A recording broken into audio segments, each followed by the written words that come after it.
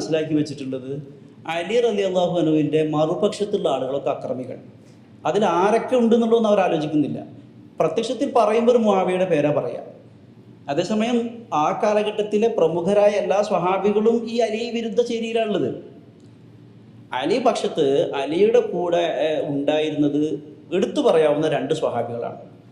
ഒന്ന് അമ്മാർ ഇബ്നു യാസിർ റളിയല്ലാഹു അൻഹു, മറ്റൊന്ന് അബു അയ്യൂബ് അൻസാരി റളിയല്ലാഹു അൻഹു. പിന്നെ അലി റളിയല്ലാഹുവിൻ്റെ 4 മക്കളും. 4 മക്കൾ എന്ന് പറഞ്ഞാൽ ഹസന്, ഹുസൈന്, മുഹമ്മദ് ബിൻ അനിഫിയ എന്ന് പറയുന്ന നേരെ മകന്, മുഹമ്മദ് ബിൻ അബീബക്കർ എന്ന് പറയുന്ന വളർത്തു മകൻ. അബൂബക്കർ സിദ്ദീഖ് റളിയല്ലാഹു അൻഹു വഫാത്താകുമ്പോൾ കുഞ്ഞായിരുന്നു. അപ്പോൾ ആ ഉമ്മയെ അലി റളിയല്ലാഹു അൻഹു വിവാഹം ചെയ്യുന്നു. അപ്പോൾ അങ്ങനെ ഉമ്മയുടെ കൂടെ അലിക്കൊപ്പം വളർന്നവരാണ് ഈ മുഹമ്മദ് ബിൻ അബീബക്കർ എന്ന് പറയുന്നത്.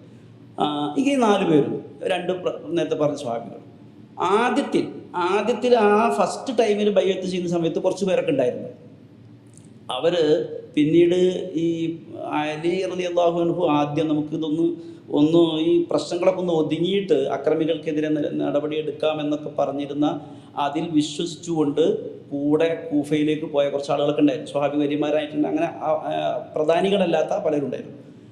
അങ്ങനെ കൂട്ടത്തിൽ കൂഫയിലേക്ക് പോയിട്ട് മാസങ്ങൾ കഴിഞ്ഞിട്ടും നടപടിയൊന്നും എടുക്കുന്നില്ല എന്ന് കണ്ടപ്പോൾ പിന്നെ ഉടമ്പടി പിൻവലിച്ചിട്ട് സിറിയ ഷാമിലേക്ക് മുആവിയുടെ അടുത്തേക്ക് വന്ന ആളുകളുടെ ലിസ്റ്റ് തന്നെ ഉണ്ട്. അത് കിതാബ് തന്നെ ഉണ്ട്. അസ്മാഉൽ വാഫിദി എന്ന് പറഞ്ഞുകൊണ്ടൊരു കിതാബ് തന്നെ ഉണ്ടായിരുന്നു. ആകെ ഇത് 2-3 നൂറ്റാണ്ടിൽ 222 ഹിജ്റ 222 മരണപ്പെട്ട അന്നത്തെ ഒരു മുഹദ്ദിസ് എഴുതിയ അസ്മാഉൽ വാഫിദി എന്ന് പറഞ്ഞിട്ട് 10 പേരാണ് അതിൽ കൊണ്ടിരുന്നുള്ളൂ. 10 പേര് മൂപ്പരുടെ ലിസ്റ്റിൽപ്പെട്ട 10 പേര്. അന്ന് ബൈഅത്ത് ചെയ്ത കുറച്ച് പേരെ ഉണ്ടായിരുന്നുള്ളൂ. ആ 10 പേര് പോലും പിന്നീട് അവിടെ തിരിച്ചു പോരുന്നുണ്ട്. കാരണം നടപടികളൊന്നും എടുക്കുന്നില്ല, പറഞ്ഞ പോലൊന്നും കാര്യങ്ങൾ നടക്കുന്നില്ല എന്ന് ബോധ്യപ്പെട്ടപ്പോൾ ആ കൂട്ടത്തിൽപ്പെട്ട ഒരാളാണ് അലി റളിയല്ലാഹു അൻഹുവിൻ്റെ സ്വന്തം സഹോദരൻ മൂത്തക്ക അഖീൽ ഇബ്നു അബി താലിബ് എന്ന് പറയുന്നത്. ഇപ്പോൾ നമ്മൾ അഹ്ലുൽ ബൈത്ത് എന്നൊക്കെ പറഞ്ഞു സക്കാത്ത് കൊടുക്കാൻ പാടില്ലാത്ത അല്ലെങ്കിൽ അവർ വാങ്ങാൻ പാടില്ല എന്ന് പറയുന്ന ആ കുടുംബത്തിൻ്റെ പേര് പറയുമ്പോൾ എണ്ണുന്ന ആളാണ്, അഹ്ലുൽ ബൈത്തിൽപ്പെട്ട ആളാണ്.